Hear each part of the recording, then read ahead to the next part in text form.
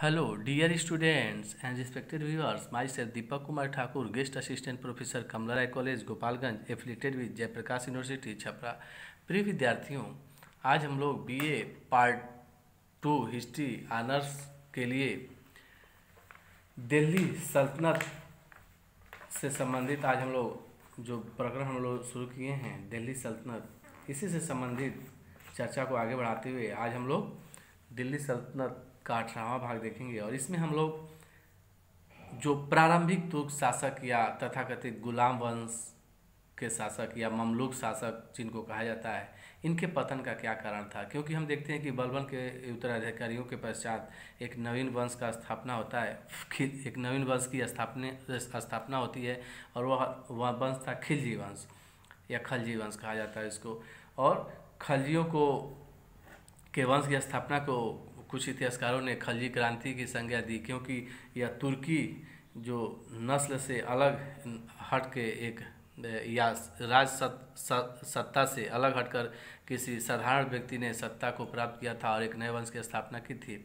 इसी रूप में इसे खिलजी क्रांति के रूप में देखा गया, क्योंकि हम देख रहे हैं कि जो प्रारंभिक तुर्क शासक थे या ममलूक शासक थे या गुलाम तथाकथित गुलाम वंश के शासक थे, उन्होंने तुर्की नस्ल की श्रेष्ठता को स्थापित करने का प्रयास किया था।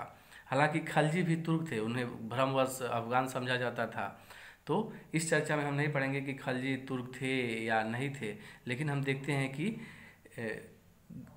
तुर्की नस्ल की श्रेष्ठता को स्थापित करने के प्रयास में जो तुर्क शासक लगे रहे, जो प्रारंभिक तुर्क शासक थे। लेकिन फिर भी हम देखते हैं कि राजवंश से हटकर एक अलग निम्न पदों को प्राप्त करते हुए निम्न एक साधारण व्यक्ति यानी जन साधारण से एक व्यक्ति आता है और सत्ता को प्राप्त कर लेता है, तो इसे एक क्रांति के रूप में देखा जाता है। तो क्या कारण थे कि ममलूक अथवा गुलाम वंश के सुल्तानों का पतन हुआ। और इससे संबंधित अगर हम प्रश्न करें तो यह प्रश्न पूछा जा सकता है कि ममलूक अथवा तथाकथित गुलाम वंश के पतन के कारणों पर प्रकाश डालिए, या अन्य प्रश्नों के रूप में गुलाम वंश के पतन के 4 प्रमुख कारण लिखिए या गुलाम वंश के पतन के प्रमुख कारणों का विवेचन करिए। और यही जब हम बाद में जब पूरे दिल्ली सल्तनत का इतिहास पढ़ लेंगे तो जो कारण यहाँ गिनाया जाएगा वही कारण हम बाद में दिल्ली सल्तनत के शासकों के पतन के कारणों में भी इसका उल्लेख कर सकते हैं।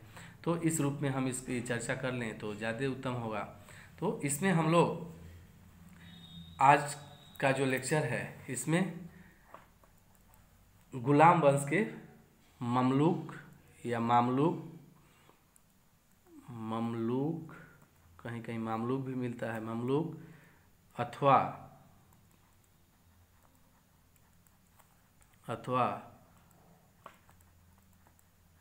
तथाकथित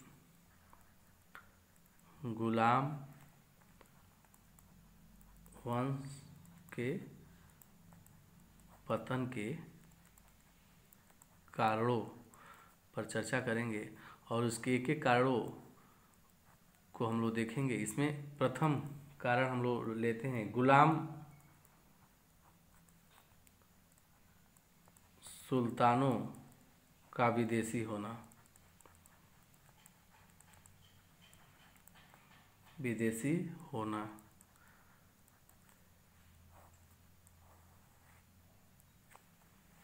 गुलाम वंश के पतन के कारणों में यह एक महत्वपूर्ण कारण था कि गुलाम सुल्तान विदेशी थे। हालांकि यहाँ एक तथ्य हम बता दें कि जो भी गुलाम सुल्तानों ने भारत में दिल्ली सल्तनत की स्थापना की तो इन्होंने अपना संबंध विदेशी राजनीति से पृथक कर लिया था और उन्होंने अपने राज्य और शासन को विदेशी राजनीति से पृथक करके एक नए राज्य का निर्माण करने का प्रयत्न इन लोगों ने किया था, गुलाम वंश के सुल्तानों ने। लेकिन वे एक विदेशी धर्म और संस्कृति का प्रतिनिधित्व कर रहे थे और उसी की श्रेष्ठता में विश्वास करते थे। बलबन तो तुर्की नस्ल की श्रेष्ठता में विश्वास करते हुए भारतीय मुसलमानों को भी शासन में स्थान देने के लिए तत्पर नहीं था। तो गुलाम शासकों ने न केवल हिंदुओं को उनके राज्यों से वंचित कर दिया, अपितु जो अपनी नस्ल, संस्कृति और धर्म की श्रेष्ठता को भी बनाए रखने का प्रयत्न किया। इस कारण हिंदू निरंतर तुर्क सरदारों से संघर्ष करते रहे, जिसके कारण शांति और व्यवस्था बनाए रखने में ही सुल्तानों की अधिकांश शक्ति लगी रही और अस्थायित्व की परिस्थितियों का निर्माण करना उनके लिए कठिन रहा। गुलाम सुल्तान ऐसे सार्वजनिक भलाई के कार्य करने में अधिकांशतः असफल रहे जो उन्हें बहुसंख्यक हिंदुओं की सहानुभूति दिलाने में समर्थ होते। ऐसी स्थिति में मूल आधार पर ही गुलाम शासकों के शासन में अस्थिरता सदैव उपस्थिति रही। तो अगर हम देखते हैं कि अगर तुर्क जो शासक हैं हिंदुओं को या राजपूत राजाओं या सरदारों को प्रसन्न करने में सफल रहते और या उनको भी शासन सत्ता का भाग बनाने में सफल होते तो जो गुलाम वंश के सुल्तान थे इनके पतन का कोई प्रश्न नहीं रहता। हालांकि मध्यकालीन जो परिस्थितियां थीं उसमें और जिस तरह इस्लाम का उदय हुआ था और उसका विश्व के अन्य देशों में उसका प्रचार प्रसार हुआ था, तो और एक विदेशी जो शासक थे वे यहाँ अपने संस्कृति और सभ्यता को लेकर आए और उनकी अपनी जो पूजा पाठ या प्रार्थना स्थल इत्यादि में भी उनके विशेष पर हम एक अलग तरह के परिवेश देखते हैं, क्योंकि सीधे हिंदुओं से उलट उनके पूजा पाठ पद्धति का जो स्वरूप था तो उस रूप में उन्होंने अपने संस्कृति और धर्म और संस्कृति का भी प्रतिनिधित्व किया। फलतः जो यहाँ का हिंदुस्तान की बहुसंख्यक प्रजा इन गुलाम सुल्तानों से अपना तादात्म्य स्थापित करने में असफल रही। हालांकि बाद के कालों में हम देखते हैं कि धीरे धीरे एक सामाजिक संस्कृति का विकास हो गया और ये प्रारंभिक समय ही था, लेकिन फिर भी अगर इस समय से ही जो सुल्तानों का चरित्र था विदेशी न होकर देसी हो गया होता तो गुलाम सरदारों का ही एक जो तुर्की सत्ता का हम विस्तार आगे तक देख सकते थे बाद, क्योंकि भारत की स्थिति फिर मजबूत हो जाती, क्योंकि एक मजबूत संस्कृति और सभ्यता जो सामाजिक संस्कृति के लिए थी उस तरह का कुछ एक आधार निर्मित हो जाता। तो ऐसा कुछ नहीं हुआ और गुलाम सुल्तानों का पतन हो गया। फिर एक अन्य टॉपिक लें तो उत्तराधिकार के नियम का अभाव था। उत्तराधिकार के नियम का अभाव। इल्तुतमिश ने अपने वंश के अधिकार को दिल्ली के सिंहासन पर सुरक्षित रखने के लिए ही खलीफा से स्वीकृति ली थी और वह अपने वंश के अधिकार को वैध बनाने में पर्याप्त सफल भी हुआ था। परंतु इस संपूर्ण काल में जो इल्तुतमिश या मोहम्मद गोरी से शुरू होता है 1206 ईस्वी से लेकर 1290 ईस्वी के मध्य का जो काल रहा, इस संपूर्ण काल में तुर्कों में स्वयं सुल्तान के पद को प्राप्त करने के लिए संघर्ष रहा और उत्तराधिकार का कोई एक नियम विकसित नहीं हुआ। ऐबक से लेकर बलबन के समय तक तलवार की शक्ति ने सुल्तान का निश्चय किया। ऐसी स्थिति में खलजियों ने भी सिंहासन प्राप्त करने के तलवार की सहायता ली और अंत में सफल भी हुए। तो इस प्रकार हम देखते हैं कि उत्तराधिकार के नियम का अभाव था। हालांकि जो मध्यकालीन परिदृश्य था या बहुत सारे दृष्टांत हम देखते हैं इतिहास में कि उत्तराधिकार के नियम होने के बावजूद भी जो योग्य राजतंत्र में जो डार्विन का सिद्धांत है योग्यतम की उत्तरजीविता, वो सिद्धांत ज़्यादा ही काम करती है कि जो योग्य होता है और जो सत्ता के महत्वपूर्ण अंग होते हैं उन पे अपना नियंत्रण स्थापित कर लेता है, वह सत्ता में होता है और शासन को लीड करता है, शासन का नेतृत्व करता है और राजा बनता है लोकतंत्र राजतंत्र में। और राजतंत्र में जिसकी सत्ता जिसके पास सैनिक हो, शक्ति हो, उसकी सत्ता हो, ऐसा स्वाभाविक थी। इस तरह हम देखते हैं कि उत्तराधिकार के नियम का अभाव भी एक कारण माना जा सकता है। लेकिन ऐसे भी नियम हैं कि जो भारतीय परंपरा में हम देखते हैं इतिहास में कि उत्तराधिकार का एक निश्चित नियम था कि राजा का बड़ा बेटा ही राजा होता था, लेकिन ऐसे कई दृष्टांत मिले कि जब छोटा बेटा भी राजा हो गया। तो इस रूप में हम इसको एक गौण कारण के रूप में देख सकते हैं। उत्तराधिकार के नियम का अभाव भी गुलाम सुल्तानों के पतन का कारण रहा। एक अन्य और महत्वपूर्ण कारण अगर हम माने तो अमीरों का षड्यंत्र था। अमीरों की शक्ति का उत्कर्ष और उनका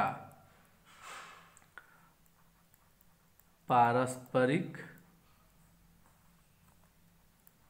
संघर्ष।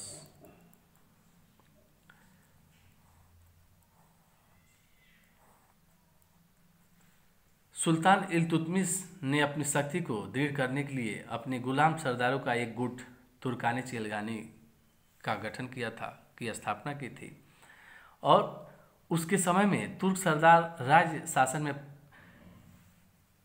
प्रभावशाली भूमिका निभाए, जिस उद्देश्य से उसने इस सरदारों के गुट का 40 सरदारों के गुट, इसी कारण उसका तुर्काने चिलगानी 40 सरदारों के गुट का नाम पड़ा, क्योंकि उस समय 40 सरदार थे। हालांकि बाद या उसके बाद के काल में इसमें अधिक सरदार जुड़ गए होंगे। इन सरदारों का एक गुट जो इल्तुतमिश ने निर्मित किया, वह एक खास उद्देश्य था, और वह था कि शासन में इनकी सहभागिता स्थापित करके शासन और प्रशासन को सुदृढ़ किया जाए, और इल्तुतमिश इसमें सफल रहा। और यही सरदार बाद में महत्वाकांक्षी हो गए और राज्य शासन में प्रभावशाली हो गए, और इल्तुतमिश की मृत्यु के पश्चात उन्होंने अपनी इच्छा से सुल्तानों में परिवर्तन किए और सुल्तान की शक्ति और प्रतिष्ठा को समाप्त कर दिया। इसके पीछे इनका जो आपसी संघर्ष और आगे बढ़ने या सत्ता प्राप्त करने या शक्ति प्राप्त करने की जो महत्वाकांक्षा थी, जो लालसा थी, उसके कारण इन्होंने षड्यंत्र किए। और इस षड्यंत्र ने ही हम देखते हैं कि दिल्ली सल्तनत के पतन में सहभागिता निभाई। उसी तरह गुलाम वंश के पतन के कारणों में भी यह एक महत्वपूर्ण कारण था।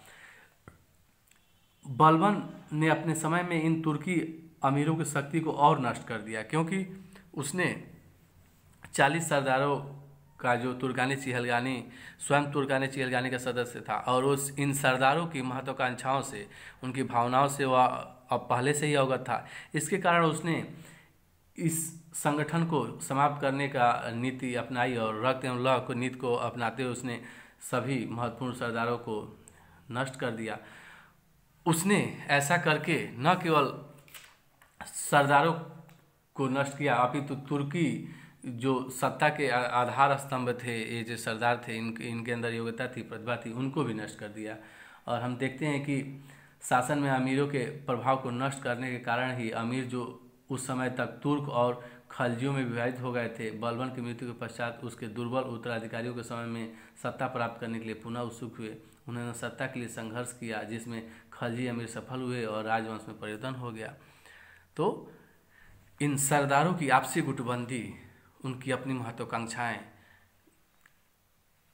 तो जो तथाकथित गुलाम वंश के पतन में का एक महत्वपूर्ण कारण बनी। और बाद के भी कालों में, या दिल्ली सल्तनत का काल हो या मुगल काल हो, सभी कालों में हम देखते हैं कि महत्वाकांक्षी सरदारों के कारण बहुत सारी कठिनाइयाँ उत्पन्न होती रहती थीं राजा के पास या सुल्तान के पास या बादशाह के पास। तो अमीरों की शक्ति का उत्कर्ष और उनका पारस्परिक संघर्ष भी एक महत्वपूर्ण कारण रहा। उनके अपने दरबारी एक गुटबंदी भी कह सकते हैं, दरबारी गुटबंदी, यह भी कारण एक अमीरों के शक्ति के उत्कर्ष के कारण के ही एक अन्य पार्ट के रूप में भी इस कारण को हम देख सकते हैं, दरबारी गुटबंदी को या दरबारी षड्यंत्र को या षड्यंत्र को इसका एक कारण देख सकते हैं। फिर मंगोलों का आक्रमण, मंगोल आक्रमणों का भय, मंगोल आक्रमणों के भय ने भी गुलाम वंश के पतन में एक महत्वपूर्ण कारण के रूप में भूमिका अदा किया, क्योंकि हम देखते हैं कि मंगोल आक्रमण इल्तुतमिश के समय से ही दिल्ली सल्तनत के सुल्तानों की एक महत्वपूर्ण समस्या रही, और इसके कारण उन्होंने एक तो सेना रखना पड़ा, फिर उत्तर पश्चिमी सीमा नीति को एक सुसंगठित आधार देना पड़ा, और उत्तर पश्चिमी सीमा पे किलों का निर्माण करवाना पड़ा, फिर सेना के एक भाग को वहाँ नियुक्त करना पड़ा। और इसी क्रम में हम देखते हैं कि मंगोल आक्रमण को ही रोकने के लिए बलबन ने उत्तर पश्चिम सीमा पे बहुत सारे किलों का निर्माण करवाया और वहाँ एक संगठित सेना रखा। वहाँ जो सूबेदार, उन क्षेत्रों में जो सूबेदारों की नियुक्ति की गई, उनके पास एक सुसंगठित सेना हुआ करती थी, जिसके बल पे वह मंगोलों के आक्रमण से दिल्ली सल्तनत की रक्षा करते थे। लेकिन इन्हीं में से जब जो यह क्षेत्र था उत्तर पश्चिमी का, यहीं का एक सरदार जो था जलालुद्दीन खिलजी, उसके पास भी सैनिक थी और यह सैनिक शक्ति में इतना शक्तिशाली हो गया कि कालांतर में इसने बलबन के उत्तराधिकारियों से शक्ति को अपने अधीन ले लिया और दिल्ली का सिंहासन इसने प्राप्त कर लिया। तो इस कारण मंगोल आक्रमणों का भय भी एक शक्ति को वहाँ उत्तर पश्चिमी सीमा पर संकेंद्रित करने के लिए विवश था सुल्तान। और उन्हीं जो वहाँ इक़्तेदार या सूबेदार हुआ करते थे उत्तर पश्चिमी सीमा प्रांत में, वे शक्तिशाली हो गए और उनकी शक्तिशाली ने दिल्ली सल्तनत को भी नुकसान पहुँचाया, क्योंकि गुलाम वंश के पतन में भी इन्होंने महत्वपूर्ण भूमिका अदा की। और बाद में हम देखते हैं कि दिल्ली सल्तनत के लिए भी यह एक परेशानी का कारण रहे। फिर बलबन के उत्तरदायित्व को भी हम अगर इसमें जोड़ लें, बलबन का उत्तरदायित्व, बलबन स्वयं एक योग्य महत्वाकांक्षी शासक था और उसने अपने आंतरिक स्थिति को सुदृढ़ करने में भी सफलता पाई। लेकिन बलबन ने अपने तुर्की अमीरों की शक्ति को पूर्णतया नष्ट कर दिया, परंतु ऐसा करते हुए उसने न केवल अपने वंश के अपितु दिल्ली के सिंहासन पर तुर्कों के अधिकार को भी नष्ट कर दिया। मध्यकालीन युग में और मुख्यतः उत्तर भारत की उन अस्थिर परिस्थितियों में तलवार ही सिंहासन के अधिकारी का निर्णय करती थी। और इन परिस्थितियों में हम देखते हैं कि जब जलालुद्दीन फिरोज खिलजी ने भी तलवार की शक्ति का सहारा लेकर गुलाम वंश को नष्ट कर दिया। और इसमें बलबन की भूमिका हम स्पष्ट देख सकते हैं, क्योंकि उसने एक तो तुर्क सरदारों को नष्ट किया, फिर इसने शासन में एक दूसरा समकक्ष वर्ग तैयार करने का प्रयत्न किया और या नस्लवादी तुर्की नस्ल की श्रेष्ठता पर बल दिया। तो इससे जो बहुसंख्यक प्रजा थी वहाँ से योग्य सैनिक और सेनानायक जो नेतृत्व दे सकते थे उनका नियुक्ति नहीं कर पाया। फलतः एक योग्य और महत्वाकांक्षी खलजी सरदार जलालुद्दीन फिरोज खिलजी ने अपने एक नवीन वंश की स्थापना कर डाली। इस प्रकार इन विभिन्न कारणों की चर्चा हम कर सकते हैं जिसके कारण गुलाम वंश का पतन हुआ और खिलजी वंश की स्थापना हुई। खिलजी वंश की स्थापना को इतिहासकारों ने एक क्रांति के रूप में स्वीकार किया है, क्योंकि यह जो सुल्तान था वह राज परिवार से अलग एक साधारण व्यक्ति था, जो अपने योग्यता और कुशलता के बल पर इस सुल्तान के पद तक पहुंचा और फिर एक नए वंश की नींव डाली। और हम देखते हैं कि इस वंश ने 1290 से लेकर 1320 ईस्वी तक इस वंश ने शासन किया, खलजी वंश ने। और इसमें 3 प्रमुख शासक हुए, जिसमें जलालुद्दीन फिरोज खिलजी, अलाउद्दीन खिलजी और अलाउद्दीन खिलजी का पुत्र मुबारक शाह खिलजी। इसमें अलाउद्दीन खिलजी और मुबारक शाह खिलजी के कार्य कुछ, अलाउद्दीन खिलजी ने तो उसके महत्वपूर्ण कार्य हैं जिसका चर्चा हम अगले लेक्चर में करेंगे। लेकिन हम देखते हैं कि जलालुद्दीन फिरोज खिलजी ने 1290 ईस्वी से 1296 ईस्वी तक शासन किया और इसके शासनकाल की कोई भी विशेष उपलब्धि नहीं रही। बस इतना ही इसकी उपलब्धि थी कि इसने खलजी वंश की स्थापना की और इस समय तक वह वृद्ध हो चुका था। उसने उदारता की नीति को अपनाया और इसके काल में हम देखते हैं कि इसके काल में भी सरदारों का विरोध और विद्रोह खत्म नहीं हुआ, क्योंकि इसके समय में हम देखते हैं कि मलिक छज्जू का विद्रोह हुआ, फिर सीदी मौला और ताजुद्दीन कूची, 3 विद्रोह इसके समय में हुए। और ये तीनों विद्रोह में सीदी मौला के केस में ही उसने केवल उसको हाथी के नीचे फेंक कर कुचलवा दिया था।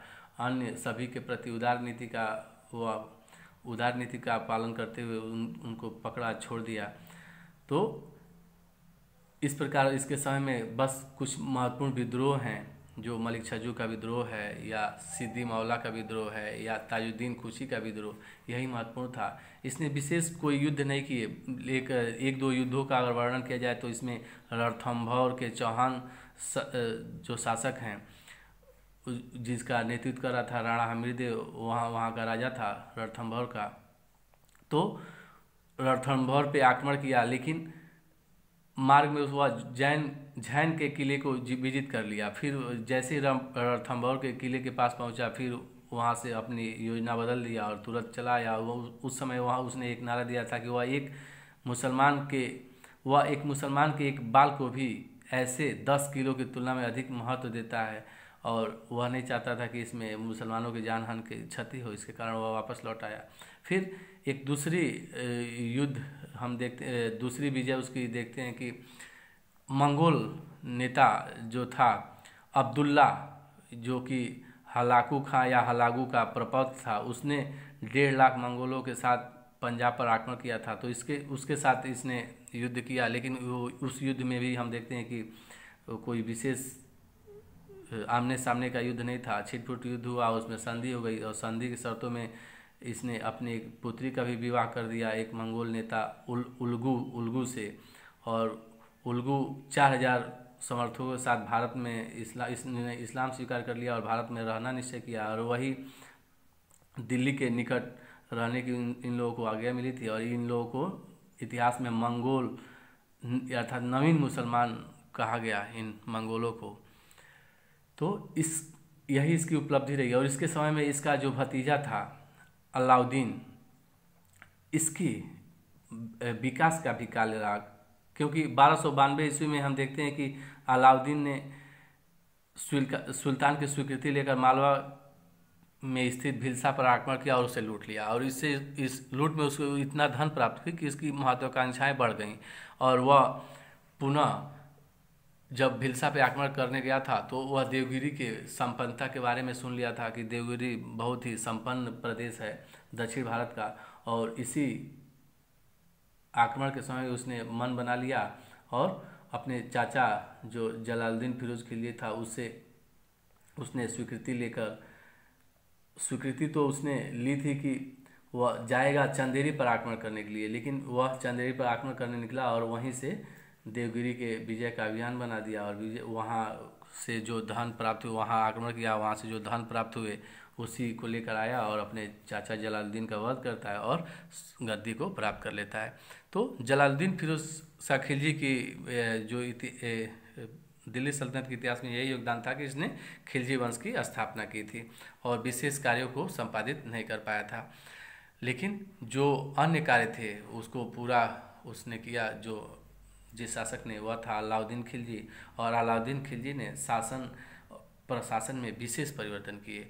और हम देखते हैं कि जो दिल्ली सल्तनत का जो एक मजबूत नींव था वह स्थापित करने का काम, या इस्लाम को भारत में पूर्ण रूप से स्थापित करने का काम अलाउद्दीन खिलजी के समय में ही होता है, क्योंकि इस समय राज्य की शक्ति में पर्याप्त विस्तार होता है और सुल्तान की शक्ति में पर्याप्त विस्तार हमें देखने को मिलता है।